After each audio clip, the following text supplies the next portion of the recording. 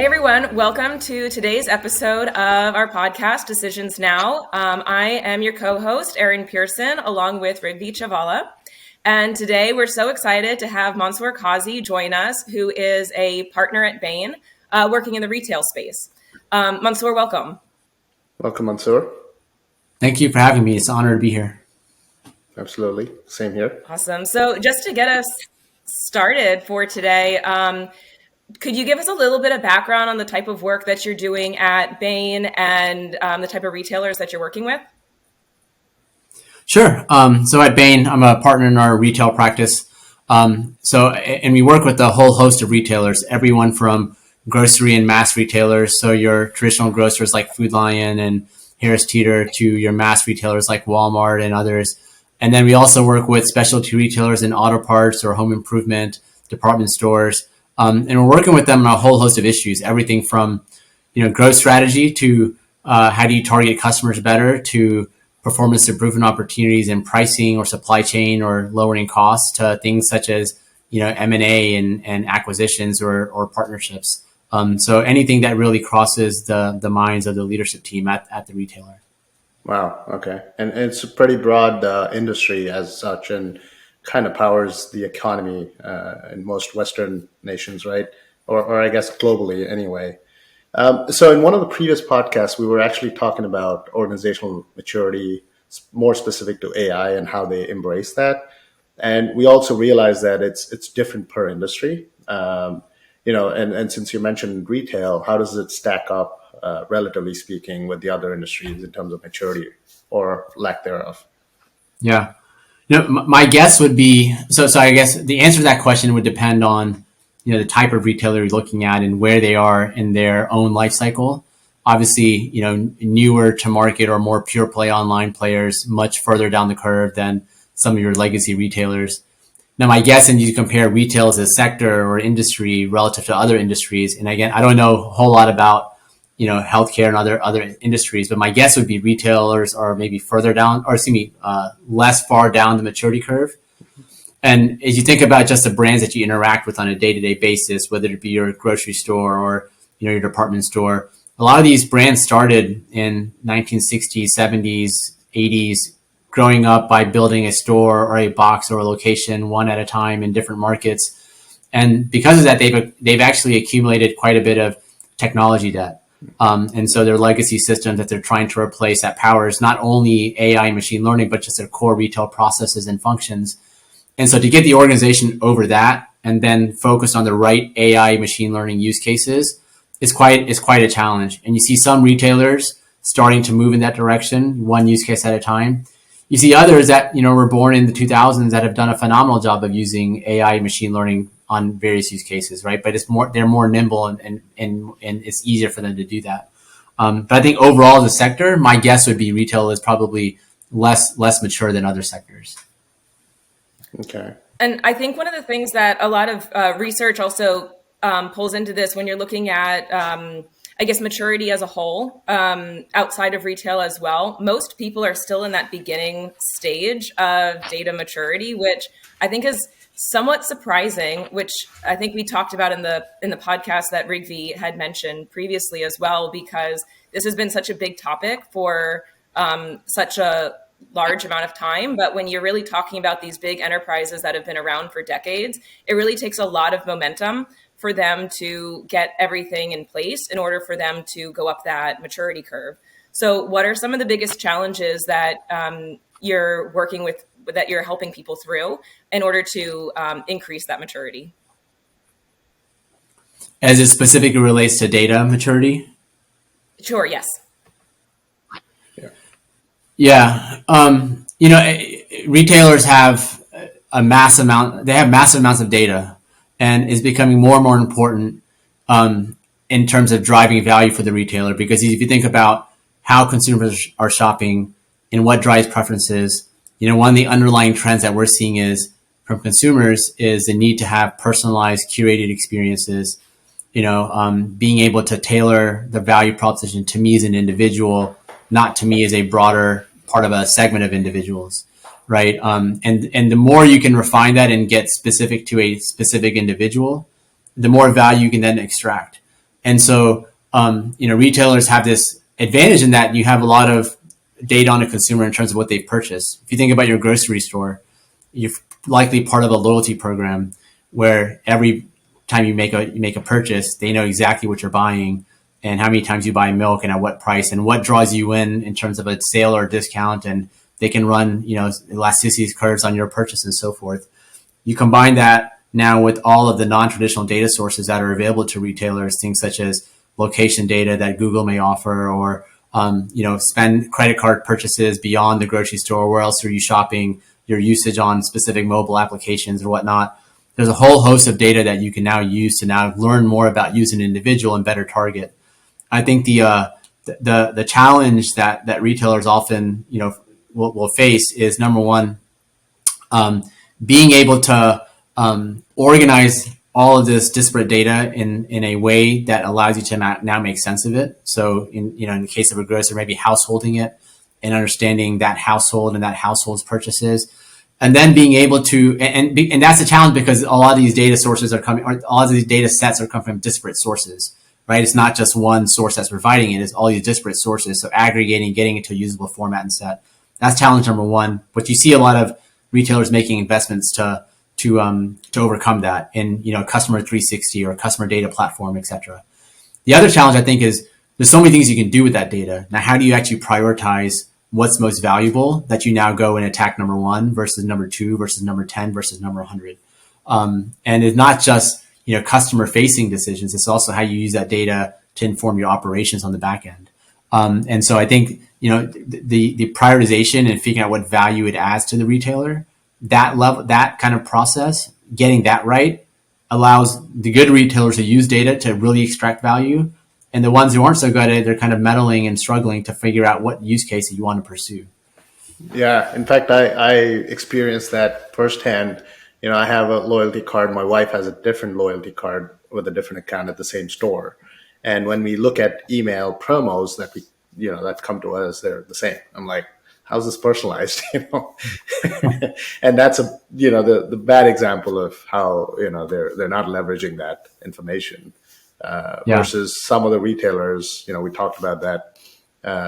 They're a lot more advanced in that, and you would actually click on it if there's a coupon, and you actually would buy it online right away. That's right. I have a client that they call it handpicked offers, but what they do is they've analyzed your personal spending history and the frequency, what you buy and what you don't buy, and they suggest kind of what I would call adjacent product categories. So things you normally don't buy, but they might be of interest to you given your spend profile and what they know of you.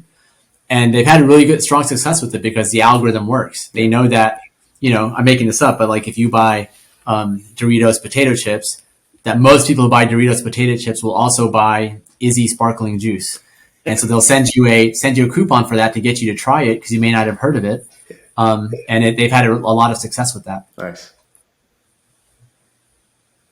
And I think you touched on one area. Oh, sorry, go ahead, Erin. No, Rigvi, go ahead. Now, I was just going to ask you, when you said different data sources, I think that, obviously that plays an important role, right? And especially when you have all these disparate data sources. But then how do you combine, for example, in-store purchases, compared to your online purchases, perhaps through their website and then through the app, right? Really three different systems: POS, e-commerce, your app. And then how do you combine all of that? I mean, your SKUs and all that would obviously be the same. So there's a way for you to finagle that data, right? But how do you is that the biggest task for some of these companies that lack maturity, is to clean that up before they even write one algorithm on top of that? It's a monumental task, but what I would tell my clients is if you're going to wait to get a perfect data set, you're never going to get started. Mm-hmm. And so what we try to encourage people to do is, while you're parallel pathing, building your customer data platform and making sense of all the disparate data sources, what are the top 5 to 10 use cases that you could maybe attack in a version 1.0 now, knowing that the way you get to the insight may not be the most optimal, and it may be brute force, or it may get you to a confidence level of 70% or 80% on the answer. But at least that's something. And when you get the final, platform built, or a more robust version of the platform built, you refine that algorithm, you refine that insight, and you get to a 90% confidence level, or you get to something that's not a brute force push through on the analytics, right? And so I think if you were to think about just building this capability, I think it's important to build the underlying infrastructure and the enablers to enable the capability. But it's also important to make progress to prove to the organization that you can use data to inform business outcomes and drive business value. That's an interesting approach. Yeah. I think one of the biggest things that we've also seen a shift in is with the onset of COVID, especially for those kind of lagging companies, perhaps. There's been a huge pressure point for them to really adapt this quickly into what they're doing. So you had mentioned some of the use cases. At least what I've seen, curious on the retail side, is pricing tends to be one of the first used use cases that people have. One of the reasons is, I believe it's around a 1% increase in price can lead to about a 10% increase in profit margins. So is that something that you're seeing as one of the top areas that people are looking at within retail, or what are some of those top use cases? Yeah, the use case, you have to you break it down by kind of area within the organization, or kind of what I would say maybe business driver within the organization, right? Because if you think about, there's obviously customer facing elements of the experience. Pricing would be one. Category assortment decisions would be another, right? How do you use data to inform which brand of cereal you put in the cereal aisle, and how many SKUs of Cheerios you want versus actually let's only have 2 SKUs of Cheerios and 3 SKUs of Raisin Bran products or whatever, right? And so think pricing, category decisions, space allocations within the store. There's a lot of usage of data and shopping behavior to inform that, and those are more customer facing. You also have, within retail, a lot of investment being made into how you inform, how you use data to inform operational decisions, staffing levels within stores, level of, if you go to a Publix, you can go by, prior shopping decisions and so forth, right? Different types of homemade breads or pies or donuts. And there's data that informs how many donuts they should produce at any given store based off of. Then you have data that informs, so there's data that informs the operational components of a retailer. And then, I would say more upstream decisions, like how the merchants should think about what the quantities of whatever categories that they're buying, right? As they think about supply and demand in the market, consumer purchasing decisions, in-stock rates at the grocery stores or whatever retailer that they're servicing. How many truckloads of a paper towel product do you need to buy? How many truckloads of water should you be thinking about? And which stores are most, in need of it? And so again, a lot of data that informs that. And then interestingly, there's applications of data as you think about, we worked with a specialty retailer in auto parts. They had enough data to be able to predict demand of which, if you had you think about auto parts, replacing brake pads for a whole host of different car models. So there's just an endless number of SKUs you can carry, right? But if you go to an auto parts retailer, they're typically not big stores. They're like 8,000, 10,000 square feet. So how do you figure out which SKUs, 15,000 SKUs are the right SKUs for that store, right? There's a lot of data you can use to inform that decision and get it to what's most curated for that specific zip code. Does that answer your question?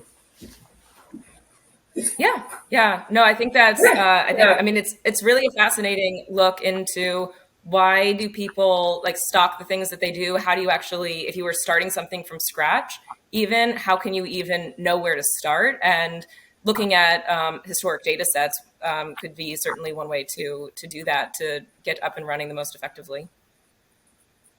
And it's also, there's applications like machine learning that learn consumer behaviors that can predict the types of baskets that there may be more theft on, right? If you think about at the front of store, if and there's solutions out there that it's kind of like a video solution over the self-checkout that can capture through machine learning and photo recognition when it's detecting someone not scanning an item, and then it'll flag the attendant at the self-checkout area.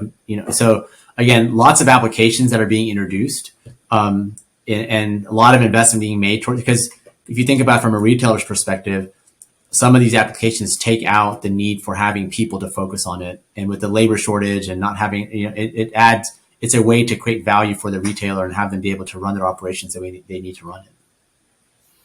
Oh yeah, and it can certainly improve customer experience as well. And you look at like the new Amazon Fresh stores with, I mean, if you've ever been into one, there's cameras everywhere. Like if you ever wanted to see Big Brother, that's one place to see it. But to doing that, or we work with Intel to build like a smart scale that just automatically in milliseconds scans, like can see what vegetable or fruit you're checking out with, so you don't have to even look it up. So there's things like that just greatly improve the checkout speed time and just really help customer experience. Yeah, absolutely. Yeah. In fact, it saves Intel example. Oh, sorry. I think there's a delay. I was just talking the Intel example, right? It saves you from barcoding every little apple, for example, right? You just save a lot of logistics on the front end of that, but then also make the experience much more easier because I don't have to type in the code on the barcode or make it like scan on one vegetable on the barcode. Yeah. No, it's interesting. I mean, one of the biggest areas where you'll see machine learning AI being used in retail is actually in supply chain. So if you were to go on any grocer's website and you were to look up, you're trying to order Cheerios, and it'll show you the number in stock. It'll say like 5 boxes of Cheerios in stock. Most cases, that's not because they actually have counted 5 boxes in stock. What they've done is they use machine learning to evaluate, orders coming or quantity coming in, consumer purchasing habits, and so forth, to estimate how many boxes of Cheerios they actually think is on the shelf.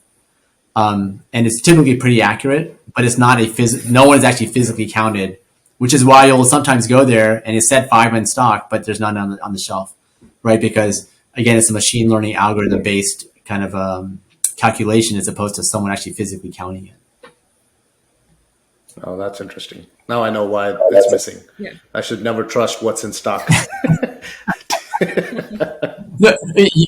Usually they get it right. It's more the scenario when, like, I don't know, a storm hits and everyone goes to the grocery store because they want to stock up on whatever. That throws it out of whack. But usually, well, I mean, it was even without machine learning, it was never accurate anyway because you have leakage and loss.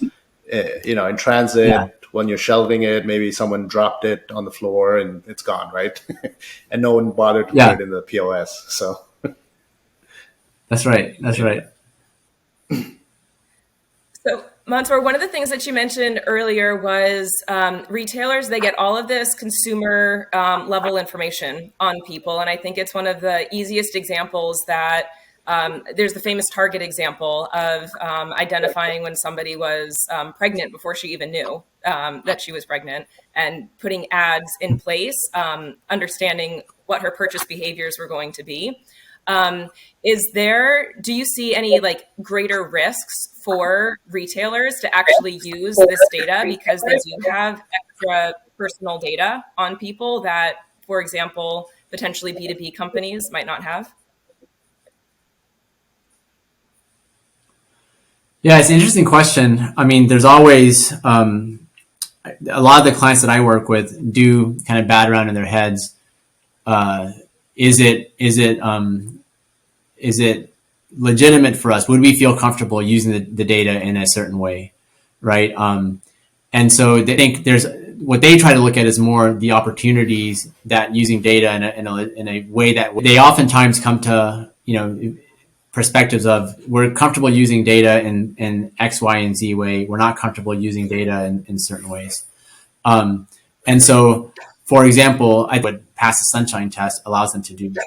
And so how can you use data to better inform how to deliver to you, Erin, the products that you want, or how to give you the coupons and deals that would make you want to shop there more as opposed to shopping at a competitor, or how to make sure that they use data in a way that when you go to whatever website you're shopping at, it shows the products and the categories that you're most interested in. Or as we talked about on the operational side, knowing how to use that data to better serve the customer in the times that they need to be served. But staying away from using data in ways that would challenge privacy or compromise consumer privacy, or in a way that a consumer wouldn't want that data to be used, right? Because to a certain extent, there's an implicit trust that you have with the consumer, and once the consumer feels like you're using this data in a way that is, not that is breaking that trust, you potentially risk losing that basket from that consumer. An example of this is, retailers that have grocers that have all this shopping cart data on what you purchase. One of the reasons why I think they don't necessarily sell it in an identifiable way to other players is because of that trust with the consumer, right? And not wanting to break that level of trust.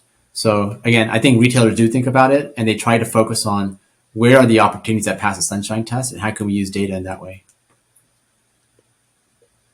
You said sunshine test? Yeah, isn't it a phrase like if it was to appear in the front page of the paper, like you'd be okay with it, versus if it appears in the front page of the paper, you wouldn't be embarrassed or something like that? I see. I've never heard that term. I think that's what it's called. Yeah. No, I've never heard of that before, but that makes sense.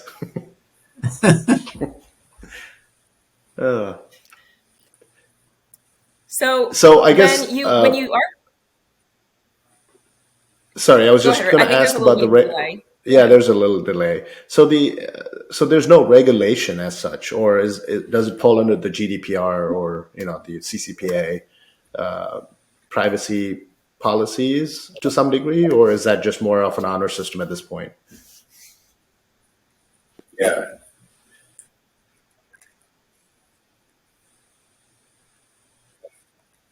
Yeah. Because I think I don't know. That's a good question. I don't know the regulations I wish that just recently happened have to abide by. I think is along those lines of regulatory pressure, right? So now we have to figure out other ways for e-commerce players to track your behavior. More concept based, I guess. Yeah. No, I don't. I haven't. Yeah, I don't. We don't. I've never gotten too involved on the regulatory aspect of it.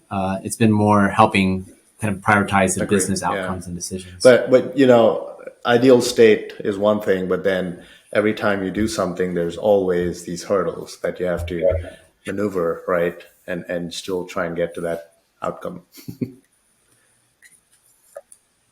Yeah, no, and again, a lot of the use cases we'll focus on are kind of widely accepted or adopted or kind of brainstormed. It's things like pricing decisions, how you better price your carton of milk, which is right, those types of things. But again, I don't know too much of the legal nuances or frameworks to work by, but that's where we involve our client legal teams to help them evaluate where they feel like the envelope's being pushed too far. Makes sense.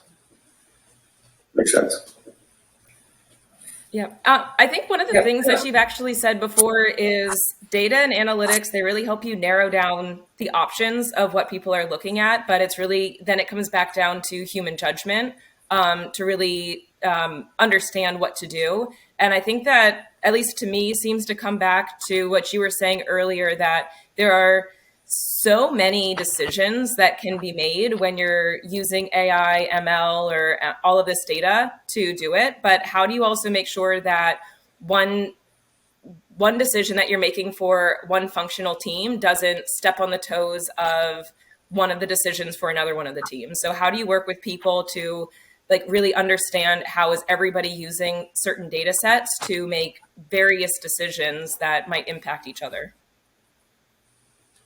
Yeah, it's a good point or a good question, because I think there are certain use cases where you could just let the data really drive kind of the end-to-end decision, everything, and everyone in the organization aligns and adopts and believes that data and the machine learning and the AI is going to get to a much better outcome than any human intervention. I don't know if I don't think that's a majority of the decisions, to be honest. I think it's a very small handful. right? But I think that the best processes are kind of how you started, which is you use the data to be able to narrow down the option set. And then you use a collective experience of the people looking at that data to say, okay, based off of narrow to inform which specific narrow down the option set, what's our best path forward? And I'll give you an example. We worked with a retailer of auto parts that, they could use data to car model and SKUs, right? Brakes versus water pumps versus radiators or whatever, which car models, 1998 Honda versus 2005 Highlander or whatever, should they stock in their store? Because there's, 500,000 plus potential combinations of car parts that you could stock, even more than that, right? And so if you just look at the data, you would get to an answer that would probably get you to, 95% of what you would want in that store. But you would miss 5% that consumers might come in and ask for. And if you think about hardware, the human parts, that's 5% is always a lost sale, because if they don't get that water pump from you, they're going to go to the competitor down the street and buy it because they need it to repair their car. And so that's where intervention actually becomes really important, where our client use the data to get to the 95% answer. And then to round out that last 5%, it was the collective experience of the merchants and the category managers saying, here's what we're seeing in the market that is not going to impact the data just now. For example, we're seeing a high breakage rate in water pumps for a specific vehicle model, and you're not seeing that in the car data yet because the car data it hasn't captured that new of a model yet. So we're going to make a strategic bet that we need to place, these water pumps higher priority than what the data is suggesting. And oftentimes that intuition and kind of leveraging what else you're seeing in the market kind of gets you from 95% to maybe a 98% answer. You're never going to get it 100%, but it gets you to additional value by, closing that gap. That's a great example. Yeah, that makes a lot of sense. So I think when you're really applying this, it's like you really need the two together. Like the human kind of understands like the why behind what's actually happening and can really apply that, and that also helps it become more, even more so predictive and prescriptive for future efforts and being able to understand what's going to happen and really understand like new trends that might be emerging that they can start to capitalize. And then it's a lot of the data that can really help you with like the massive amount of information that's actually coming in, making sense of it, and making sure that things are actually flowing properly as well. That's right. I mean, you don't want to get to a Terminator 2 type scenario where the machines control everything.